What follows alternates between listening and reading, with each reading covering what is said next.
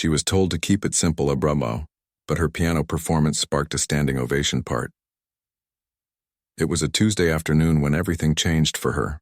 The phone rang just as she was cleaning up after her last piano lesson of the day. Little Tommy had just left, still struggling with his scales, and she was tired. She almost didn't pick up. "Hello, is this the piano teacher?" The voice on the other end sounded rushed, almost desperate. "Yes, this is she replied, tucking the phone between her ear and shoulder as she wiped down the piano keys. "My name is Richard Harrison. I'm the director at Riverside Concert Hall. We have a situation and I need your help." Her heart skipped a beat. Riverside Concert Hall. Everyone in the city knew that name. It was the kind of place where famous musicians performed, where tickets cost more than she made in a week of teaching. "I'm listening," she said, her hand frozen on the piano. "Our scheduled pianist broke her wrist yesterday. The concert is this Saturday.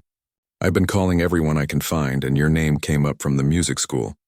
Can you do it?" She stood there in her small teaching studio, looking around at the cramped space with its faded posters and the old upright piano that had seen better days. Saturday was 3 days away. 3 days to prepare for the biggest opportunity of her life. "What pieces?" she asked, trying to keep her voice steady. "We'll discuss that. Can you come to the hall in an hour for a quick rehearsal?" She looked down at her worn jeans and teaching sweater. "I'll be there." After hanging up, she sat down on her piano bench and let out a long breath. Her hands were shaking. This was it. This was the chance she had stopped believing would ever come. Growing up, she had dreamed of stages like Riverside.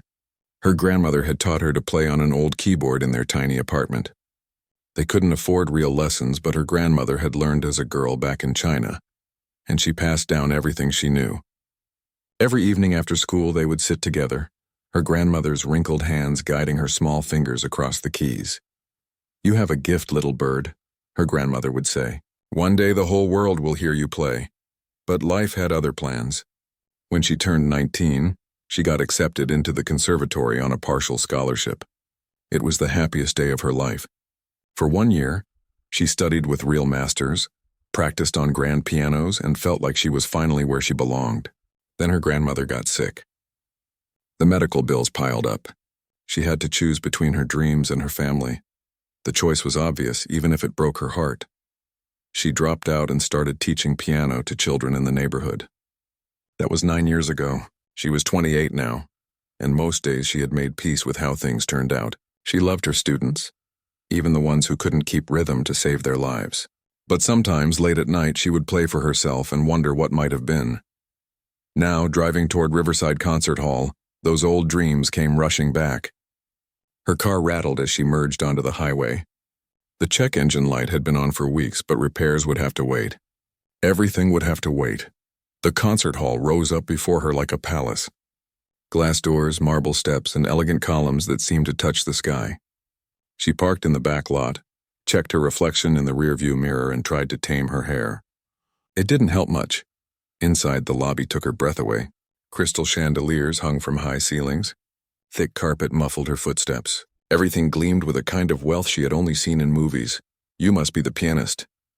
A man in an expensive suit approached her. He was probably in his 50s, with gray hair and sharp eyes that seemed to measure her worth in seconds. "Yes, I'm here for the rehearsal." "Richard Harrison." He didn't smile. "Follow me." He led her through hallways lined with photographs of famous performers. She recognized some of them from her conservatory days. These were legends, people who had dedicated their entire lives to music. What was she doing here? They entered the main auditorium and she stopped breathing. Rows and rows of red velvet seats stretched out before her. The ceiling was painted with clouds and angels. And there, at the center of the massive stage, sat the most beautiful piano she had ever seen. A Steinway grand piano, black and gleaming under the stage lights. 1,200 seats, Harrison said, watching her reaction. "We're expecting a full house on Saturday. These are season ticket holders. They know their music." She walked slowly toward the stage, her footsteps echoing in the empty space. The piano seemed to glow, almost like it was calling to her. She climbed the steps and ran her hand along its smooth surface. "Go ahead, try it," Harrison said from the front row. She sat down and adjusted the bench. The keys felt like silk under her fingers. She played a few scales, and the sound that came out was pure magic. Rich, full, and perfectly balanced. This was what a real piano sounded like. So what's your repertoire? Harrison asked, pulling out a notebook. She had been thinking about this all the way over. I'd like to perform Rachmaninoff's Piano Concerto No. 2. Harrison looked up sharply. That's quite ambitious. I know it well. I've been playing it for years. Playing it in your studio and performing it here are two very different things. He stood up and walked closer to the stage. Have you performed for audiences this size before? Not exactly, she admitted. But I'm ready. Harrison sighed and pinched the bridge of his nose. Look, I appreciate your enthusiasm. Really, I do. But we need to be realistic here. This audience has heard some of the world's finest pianists. They're expecting excellence. Her cheeks burned. I can deliver excellence. I'm sure you're a fine teacher. But given your limited experience with audiences of this caliber, perhaps it would be wise to choose something simpler. Some Chopin nocturnes, maybe. Something beautiful but less technically demanding. She wanted to argue. She wanted to tell him that she had studied at the conservatory, that her professor once said she had the potential to be great, that she knew this piece inside and out. But the words stuck in her throat. He was right, wasn't he? Who was she to play Rachmaninoff at Riverside Concert Hall? A piano teacher who could barely afford to fix her car, someone who hadn't performed in front of a real audience in almost a decade. Think about it, Harrison said, his voice softening slightly. You have until tomorrow to decide on your program. But I strongly suggest keeping it simple. There's no shame in playing to your strengths. She nodded slowly, her eyes still on the beautiful piano. In her mind, she heard her grandmother's voice. One day, little bird, the whole world will hear you play. But maybe that day was never meant to come. Maybe some dreams were meant to stay dreams. Harrison walked her back to the lobby. Rehearsal tomorrow at 2. We'll finalize the program then. She drove home in silence, her mind spinning. The smart choice was obvious. Play it safe. Choose easier pieces. Don't embarrass herself in front of 1,200 people who knew better than she did. But when she got home and sat at her old upright piano, her fingers found the opening notes of Rachmaninoff anyway. The music filled her small apartment, powerful and aching and true. Her neighbor knocked on the wall. Sounds beautiful tonight. She smiled sadly and kept playing. Beautiful, maybe, but was it enough? She was told to keep it simple. Wow. But her piano performance sparked a standing ovation. Part 2. She barely slept that night. Every time she closed her eyes, she saw that massive stage and those 1,200 empty seats waiting to be filled. Her mind kept replaying Harrison's words. Keep it simple. Play to your strengths. Don't embarrass yourself. By morning, she had dark circles under her eyes and no clear answers. She made coffee and sat at her kitchen table, staring at the 2 pieces of sheet music in front of her. On the left, Chopin's Nocturne in E-flat major. Beautiful, elegant, safe. On the right, Rachmaninoff's Piano Concerto No. 2. Powerful, demanding, risky. Her phone buzzed. A text from her friend Angela, another music teacher from across town, heard about Riverside. That's amazing. You've got this. She smiled weakly and typed back a quick thank you. But did she have this, really? The doorbell rang just as she was finishing her coffee. She opened it to find Mrs. Chen from next door, holding a small plate covered with foil. I made extra dumplings, the elderly woman said with a warm smile. You've been playing so late. I figured you weren't eating right. Mrs. Chen had lived next door for the past 5 years. She was from Taiwan in her 70s and treated everyone in the building like family. She was also probably the only neighbor who didn't complain about the piano playing. Thank you, Mrs. Chen, you didn't have to do this. Nonsense. That music last night, it was different. Sad but beautiful. What's troubling you, child? Before she knew it, she was pouring out the whole story. The phone call, the concert hall, Harrison's advice, her own doubts. Mrs. Chen listened quietly, nodding occasionally. So you think you should play the simple one? Mrs. Chen asked when she finished. It's the smart choice. I haven't performed in years. Maybe I'm being foolish to even consider the Rachmaninoff. Mrs. Chen was quiet for a moment. Then she said something that caught her off guard. My husband was a violinist back in Taiwan. Very talented. Everyone said he could be great. She paused, her eyes distant. But he was always afraid. Afraid he wasn't good enough. Afraid of what people would think. So he only played in small places, easy pieces. He died 10 years ago, and you know what he told me at the end? He said his biggest regret was that he never tried. He never knew how far his music could have taken him. The words hung in the air between them. I'm not saying you should be reckless, Mrs. Chen continued. I'm saying, what's the point of playing if you're not playing what's in your heart? She patted her hand gently. Eat the dumplings. You need your strength. After Mrs. Chen left, she sat at the piano and started practicing. She would work on both pieces today and decide later. That seemed reasonable, but her fingers kept drifting to the Rachmaninoff. The opening chords felt like home. She had first learned this piece during her year at the conservatory. Her teacher, Professor Yamamoto, had suggested it. This piece requires technical skill, yes, he had said. But more than that, it requires life experience. Pain, loss, hope? You're young, but I hear those things in you. She wondered what Professor Yamamoto would say now. She hadn't spoken to him in years. After she dropped out, she was too ashamed to keep in touch. He had believed in her, and she had disappeared. On impulse, she looked up the conservatory's website and found his email. Her fingers hovered over the keyboard. What would she even say? But before she could talk herself out of it, she started typing. Dear Professor Yamamoto, I hope you remember me. I was your student 9 years ago before I had to leave the program. I'm not sure if you'll see this, but I wanted to ask your advice. She explained everything and hit send before she could change her mind. The rest of the morning was spent practicing. Her students would be coming in the afternoon and she needed to be ready. But her heart wasn't in it. Her mind kept wandering to Saturday night. At noon, her email pinged. Professor Yamamoto had responded. Of course I remember you. I often wondered what happened to you. You had such promise. I'm glad to hear from you, and I'm thrilled about this opportunity. Now you ask what you should play. The real question is, what does your heart tell you? The technique can be practiced. The notes can be learned. But music without courage is just noise. Call me if you want to talk. I'm here. His phone number was at the bottom of the email. She stared at it for a long moment. Then she picked up her phone and dialed. He answered on the second ring. I was hoping you'd call. His voice brought back a flood of memories. Studio sessions, master classes, the feeling of being understood. They talked for almost an hour. She told him about her grandmother, about dropping out, about the years of teaching, about this unexpected chance. So, Harrison thinks you should play it safe? Professor Yamamoto asked. He's probably right. I'm rusty. I haven't performed in front of anyone except 8-year-olds in years. And what do you think? She was quiet. I think I'm scared. Good, he said. Fear means it matters. Now forget about Harrison for a moment. Forget about the audience. If you could play anything on that stage, just for yourself, what would it be? Rachmaninoff, she said without hesitation. Then you have your answer. But what if I fail? What if you don't? His voice was gentle but firm. You know, the saddest students I've taught weren't the ones who tried and failed. They were the ones who never tried at all. They spent their whole lives wondering what if. After they hung up, she felt something shift inside her. Maybe it was foolish. Maybe she would crash and burn. But at least she would know. At least she would have tried. She practiced the Rachmaninoff for the rest of the day, only stopping when her first student arrived. Little Amy came in with her mother, excited to show off the piece she'd learned. As Amy played her simple melody, making mistakes but trying so hard, she felt a surge of emotion. This was why she taught.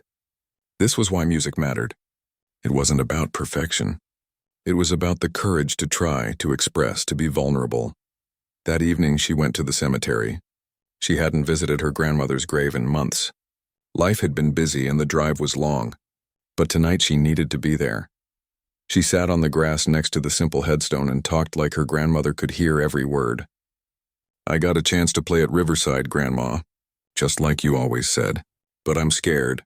Everyone thinks I should play it safe, and maybe they're right. I'm not who I used to be. I'm not the girl who studied at the conservatory anymore. I'm just a teacher with a beat-up car and an old piano. The wind rustled through the trees. A bird sang somewhere nearby. What would you tell me to do? She whispered. In her mind, she heard her grandmother's voice as clearly as if she were sitting right there. Little bird, you were never meant to sing someone else's song. You were meant to sing yours. She stayed until the sun started to set, the sky turning orange and pink. When she finally stood up, her legs were stiff and her eyes were wet, but something had settled in her chest. A decision. A knowing. She would play the Rachmaninoff, not Harrison's version. Not even Professor Yamamoto's version. Her version.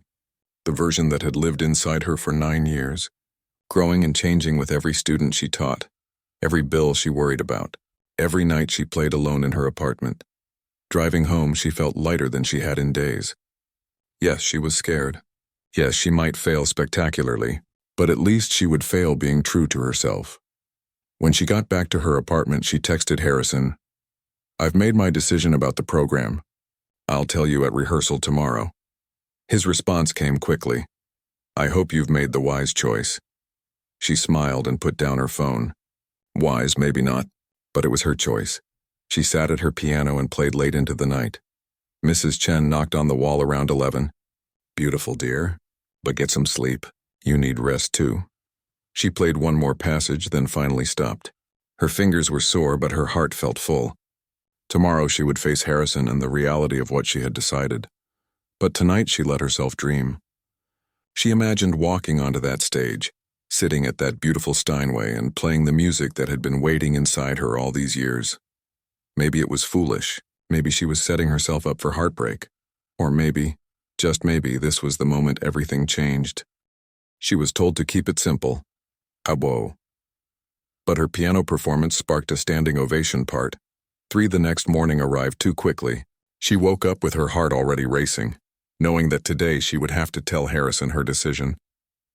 The rehearsal was at 2 o'clock. She had a few hours to practice before facing him, but something felt wrong. She sat at her piano and started playing the Rachmaninoff, and her fingers fumbled. Notes that had felt natural yesterday now seemed clumsy. Her timing was off. The emotion that usually flowed through her playing felt forced and artificial. She stopped and stared at her hands. They were shaking. "Come on," she whispered to herself. "You can do this," she tried again. And again. Each time felt worse than the last. By the time she needed to leave for rehearsal, panic was setting in. What had she been thinking? Harrison was right. She wasn't ready for this. She was a piano teacher, not a concert pianist. There was a difference, and she had been foolish to forget it. The drive to Riverside felt like driving to her own execution. Every red light gave her another chance to turn around and go home. She could call Harrison, tell him she was sick, let him find someone else. Someone better, someone who actually belonged on that stage. But she kept driving. When she arrived, Harrison was waiting in the lobby. He looked at his watch pointedly. "You're early, good, let's get started." They walked to the auditorium in silence.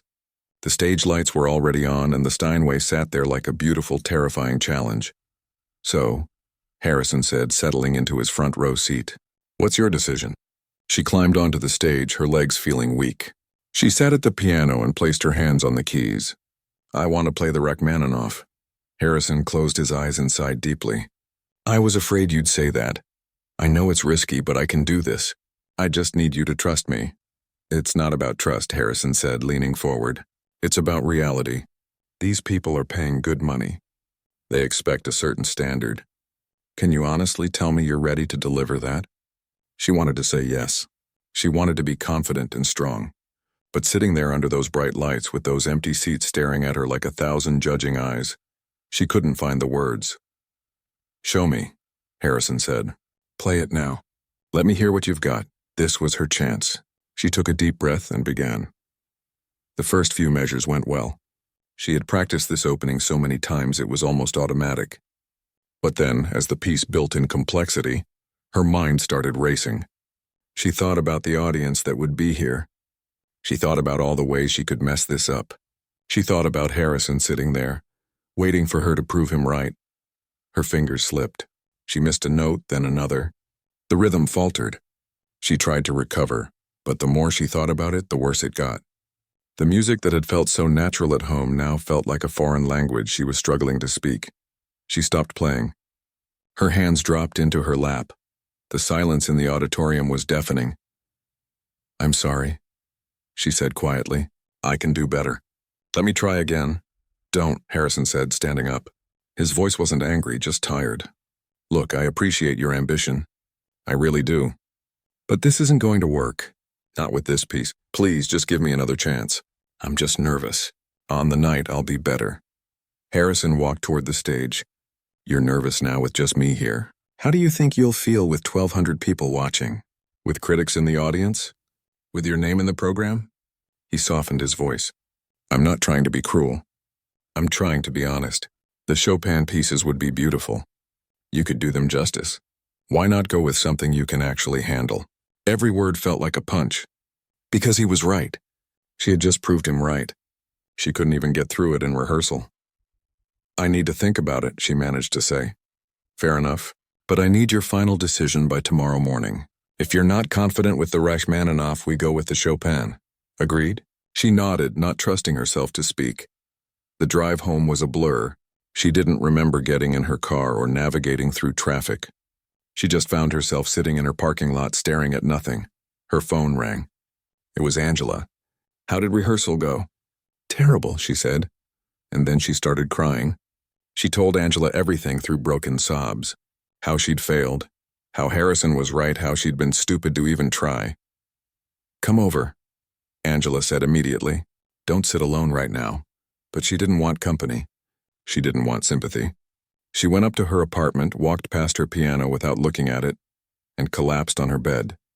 She must have fallen asleep because when she woke up it was dark outside. Her phone showed several missed calls and texts. One was from Professor Yamamoto. Heard rehearsal was tough. Remember, the rehearsal is where you're allowed to fail. That's what it's for. Call me. She didn't call. She couldn't face hearing his disappointment. Instead, she sat in the darkness and let herself feel everything she'd been trying to avoid. The shame. The inadequacy. The certainty that she didn't belong in places like Riverside Concert Hall. That her grandmother's dreams for her had been just that, dawn dreams. Nice fantasies that had nothing to do with real life. Maybe she should just stick to teaching. There was no shame in that. She was good at teaching. Her students loved her. Why wasn't that enough? Why did she need more?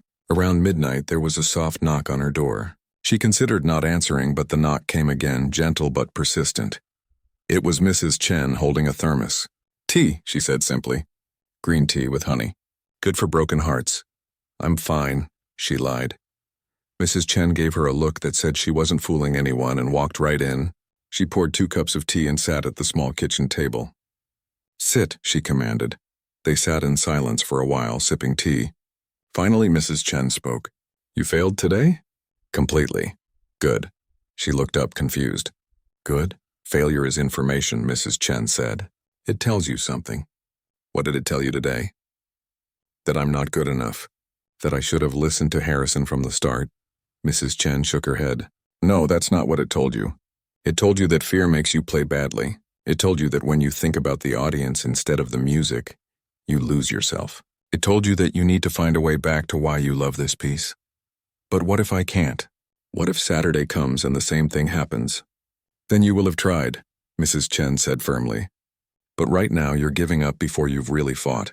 You had one bad rehearsal. One. And you're ready to throw away the dream? It's not that simple. It is exactly that simple. Mrs. Chen stood up. My husband, the one I told you about. You know when he played his best? The times he forgot about being perfect and just played. The times he played for himself, not for the audience. She moved toward the door, then turned back. You have a choice. You can play what Harrison wants and be safe, or you can play what you want and be brave. But you can't be both. After she left, the apartment felt even quieter. She looked at her piano, sitting in the corner like an old friend she'd betrayed. She walked over to it slowly and sat down. For a long moment, she just sat there, her hands resting on the closed key cover. Then she opened it and began to play. But this time she didn't play Rachmaninoff. She didn't play Chopin. She played a simple lullaby her grandmother used to sing to her, a Chinese folk song about a bird learning to fly. The melody was simple, but as she played, tears rolled down her cheeks. She remembered being 7 years old, her grandmother's voice filling their tiny apartment. She remembered the day she got accepted to the conservatory and how her grandmother had cried with joy. She remembered the last time she played for her grandmother in the hospital, and how even though she was weak, she had smiled and said, You make the piano sing, little bird. When had she stopped making it sing? When had she started playing out of fear instead of love? She transitioned into the Rachmaninoff, but this time it was different. She wasn't thinking about Harrison or the audience or whether she was good enough. She was thinking about her grandmother, about Mrs. Chen's husband who never tried, about all the music inside her that had been waiting to come out. The notes poured from her fingers, raw and honest. She made mistakes, but she didn't stop. She pushed through them, Let them become part of the story she was telling, because that's what music was, a story. And her story included the mistakes, the fear, the years of teaching, the dreams deferred, the hope that refused to die. When she finished, she was exhausted. But for the first time since the phone call that started all this, she felt like herself again. She knew what she had to do. It was crazy. It was risky. It might end in disaster, but it was hers. She picked up her phone and texted Harrison, "I'm playing Rachmaninoff, but I need to do it my way, with my own interpretation. I'll understand if you want to find someone else." She hit send before she could change her mind. Then she went to bed and surprisingly slept deeply. Tomorrow would bring whatever it would bring. But tonight she had found her courage again, and that was enough. She was told to keep it simple, but her piano performance sparked a standing ovation. Part 4 Saturday arrived like a storm on the horizon, inevitable and terrifying. She woke up at dawn even though the performance wasn't until 8 that evening. Sleep had been impossible anyway. Her mind had been racing all night, playing through every possible scenario. Some ended in triumph. Most ended in disaster. Harrison had responded to her text the next day with just 3 words, "Don't let me down." She wasn't sure if that was permission or a warning. Maybe both. The morning dragged by in slow motion. She tried to practice, but her apartment suddenly felt too small, too familiar. The same walls she'd stared at for years. The same cracks in the ceiling. The same old piano that couldn't compare to the Steinway waiting for her at Riverside. Around noon, Angela showed up with lunch. "You need to eat," she said, unpacking Chinese takeout on the kitchen table. "I know you. You probably haven't eaten anything since yesterday." She was right. Food had been the last thing on her mind. "How are you feeling?" Angela asked, watching her push noodles around with her fork. "Honestly, I think I might throw up. That's normal. I threw up before my senior recital. Right in the bathroom backstage. That's supposed to make me feel better?" Angela laughed. "The point is, I still played. And you will too. You're going to walk out on that stage, sit at that piano, and show them what you're made of. What if I freeze? What if it's like the rehearsal all over again? Then you'll work through it. You know this piece. You know it in your bones. Your fingers could play it in your sleep." Angela reached across and squeezed her hand. "Stop thinking of it as a test you can pass or fail. Think of it as a conversation. You're just talking to people through music." After Angela left, she stood in front of her closet trying to decide what to wear. She didn't own anything fancy. Her nicest dress was a simple black one she'd bought for a funeral 3 years ago. It would have to do. She showered and did her hair, trying to make herself look like someone who belonged on a concert stage. But every time she looked in the mirror, she just saw herself. A piano teacher from a small apartment with too many doubts and too much hope. At 5 o'clock, she drove to Riverside. The sun was still up and the city felt alive around her. People going about their normal Saturday activities, completely unaware that her entire world was about to change one way or another. The backstage area was busy when she arrived. Technicians adjusting lights, staff members rushing around with clipboards, the energy of a show about to begin. It made everything feel more real and more terrifying. Harrison found her in the hallway. "You're early. Good. Sound check in 20 minutes. He studied her face. "How are you holding up?" "I'm scared," she admitted. For the first time, his expression softened. "Good. Every great performer I've ever worked with was scared before they went on. The ones who weren't scared were usually the ones who fell flat." He paused. "Look, I've been hard on you, but that's because I need this to work. We both need this to work. Just remember, once you're out there, it's just you and the piano. Everything else disappears." She nodded, not trusting her voice. The sound check went smoothly. The auditorium was still empty, and somehow that made it easier. She played through a few sections, got comfortable with the piano again, reminded herself that she knew how to do this. Then came the waiting. That horrible stretch of time between the sound check and the performance when there was nothing to do but sit backstage and let your mind run wild. She found a quiet corner and closed her eyes. She thought about her grandmother. She imagined her sitting in one of those velvet seats, smiling with pride. "Sing, little bird," she whispered. At 7:30, she heard the audience starting to arrive. The murmur of voices, the sound of seats being filled, the rustle of programs being opened. 1,200 people, all expecting something worth their time and money. A stage manager poked her head in. 15 minutes. Her heart was hammering so hard she could hear it in her ears. Her hands felt cold and clammy. This was it. No more rehearsals. No more second chances. Just her and that piano and all those people. She stood and walked to the stage entrance. Through the curtain she could hear the audience settling in. Someone laughed. Programs rustled. A phone rang and was quickly silenced. 5 minutes, the stage manager whispered. She shook out her hands, trying to get feeling back into her fingers. She rolled her shoulders. She took deep breaths like Professor Yamamoto had taught her years ago. In for 4 counts, hold for 4, out for 4. Mrs. Chen had come by that afternoon with a small jade pendant. My mother gave this to me before I left Taiwan. It's for courage. She had pressed it into her palm. Keep it with you tonight.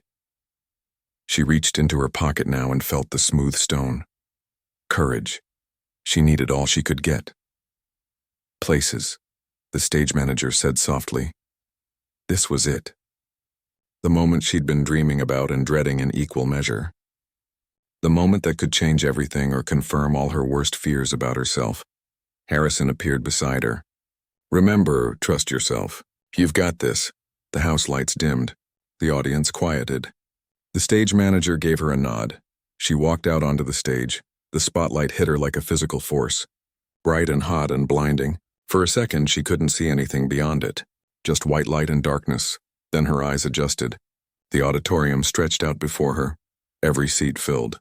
1,200 faces, some curious, some bored, some expectant. All of them strangers. All of them waiting to judge whether she belonged here. She walked to the piano. Each step felt like it took forever. The stage was bigger than she remembered. The piano seemed miles away. Finally, she reached it. She sat down on the bench and adjusted it slightly, buying herself a few more seconds. Her hands were shaking as she placed them on the keys. The audience was completely silent now.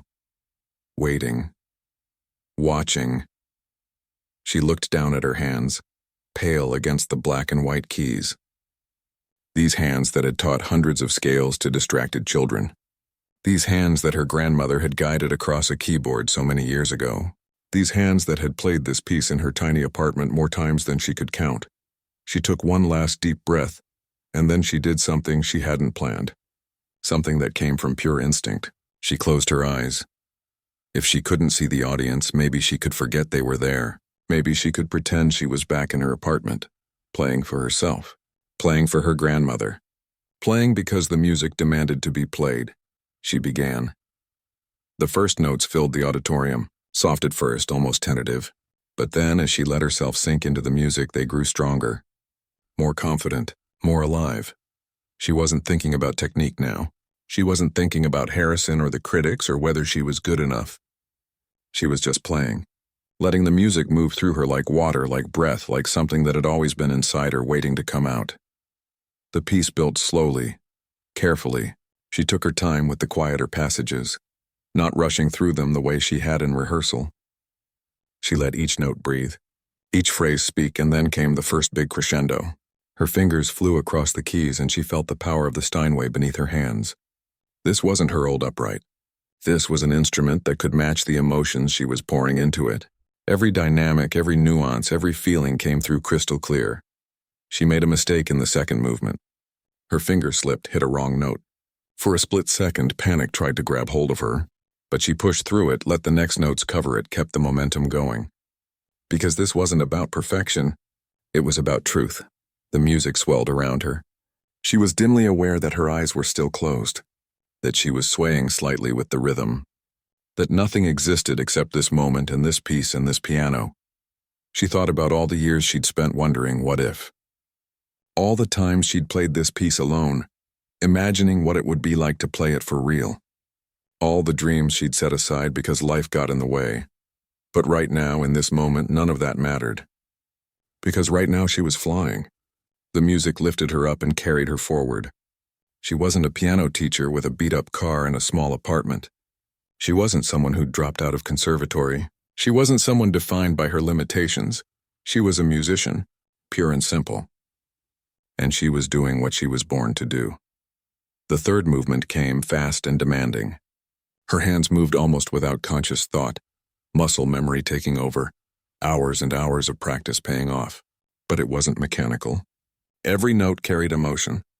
Every phrase told part of the story of a girl who learned piano from her grandmother, the story of dreams deferred but not forgotten, the story of someone who had fallen down and gotten back up, the story of this moment right here, right now. She could feel the audience now, even with her eyes closed. Could feel them leaning forward in their seats. Could feel the energy shifting in the room. Something was happening. Something she couldn't quite name but could absolutely feel. The piece built toward its climax. Her arms were getting tired, but she pushed through. Her fingers found notes she'd worried she might miss. Found them perfectly, found them with a certainty that surprised her. And then finally the last notes. She held them, let them ring out across the auditorium, let them fade slowly into silence. She was told to keep it simple, but her piano performance sparked a standing ovation part. 5. The silence lasted 3 heartbeats. 3 impossibly long heartbeats where time seemed to stop completely. Then, from somewhere in the middle of the auditorium, one person stood up, then another, and another. Within seconds, the entire audience was on their feet. The applause started like thunder. It rolled through the auditorium in waves, growing louder and louder until it seemed to shake the walls. People weren't just clapping. They were cheering, whistling. Some had tears streaming down their faces. She sat frozen at the piano, unable to move. Unable to process what was happening. This couldn't be real. This had to be a dream, but the sound was too loud to be a dream. The lights were too bright. Her racing heart was too real. She stood slowly, her legs shaking. She'd seen performances before where pianists took elaborate bows, where they acknowledged the audience with graceful gestures. But all she could manage was a small, stunned nod. The applause didn't stop. If anything, it grew louder.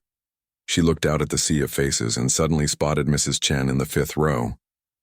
The elderly woman was crying and clapping so hard it must have hurt her hands. Next to her was Angela, jumping up and down like a teenager at a concert. And there, near the back, she saw Professor Yamamoto. He'd come. He was standing with his hands clasped in front of his chest, smiling with pride, tears in his eyes. Her own tears came then, hot and fast. She tried to wipe them away, but they kept coming. Harrison appeared on the stage. His face was different than she'd ever seen it. Softer, almost tender. He walked over and pulled her into a hug. "I was wrong," he said into her ear, his voice rough with emotion. "I was so wrong about you." The applause continued for what felt like forever. She bowed again, deeper this time, trying to show them how much this meant, trying to tell them without words that they had just given her back something she thought she'd lost. Finally, the stage manager signaled that it was time to go. She took one last look at the audience, at all those standing people who had shared this moment with her, and walked off stage. Backstage was chaos. People she'd never met were hugging her, congratulating her. Staff members who'd barely acknowledged her before were shaking her hand, telling her it was the best performance they'd heard all season. She felt like she was floating. Like none of this was quite real. Mrs. Chen found her first, pushing through the crowd with surprising strength for someone her age. "I told you," she said, gripping both of her hands. "I told you that playing from the heart always wins." Angela was right behind her, laughing and crying at the same time. "You did it." "Oh my God, you actually did it? Do you know how incredible that was?" Professor Yamamoto waited patiently until the others had their turn. When he finally reached her, he didn't say anything at first. He just looked at her with such pride that she started crying all over again. "You found yourself up there," he said quietly. "That's what I heard. Not just the notes, not just the technique, you, the real you." "I almost gave up," she admitted. "After that rehearsal, I almost played it safe. But you didn't, that's what matters." He smiled. "You know, in all my years of teaching, I've had many talented students. But the ones who truly become artists are the ones who have the courage to be vulnerable. You showed everyone your heart tonight. That's why they're still standing." Harrison approached and the small group parted to let him through. "Can we talk for a moment?" he asked her. They stepped into a quieter corner of the backstage area. She braced herself, not sure what was coming. "I owe you an apology," Harrison said. "I underestimated you badly. I saw your resume or lack thereof and I made assumptions. I thought I was being practical. Really, I was being small-minded. You were trying to protect the hall's reputation," she said. "I understand. Maybe. But I almost robbed those people out there of something special. And I almost robbed you of your moment. He pulled out a business card. I want you to come back. We have a winter series starting in January. I'd like you to open it. She stared at the card in her hand. This was really happening. This wasn't just one magical night. This was a door opening. I don't know what to say. Say yes, but first go enjoy this. There are people waiting to meet you. He wasn't kidding. In the lobby, a small crowd had formed. People waiting to talk to her, to tell her how the music had moved them. An elderly man with kind eyes waited patiently at the edge of the group. When he finally got his turn, he introduced himself as Raymond Park, a conductor with the city orchestra. I've been doing this for 40 years, he said, handing her his card. And what you did tonight reminded me why I fell in love with music in the first place. Please call me. I think we could work together.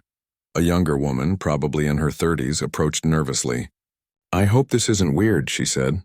But I have to tell you something. I played piano as a kid. I gave it up when I went to college, and I've regretted it ever since. Listening to you tonight, I remembered what it felt like to love something that much. I think I'm going to start playing again. That nearly broke her, because that was the whole point, wasn't it? Not just to play well, but to remind people why music mattered, why art mattered, why following your heart mattered even when it was terrifying. The crowd eventually thinned. Angela had to leave, promising to call tomorrow.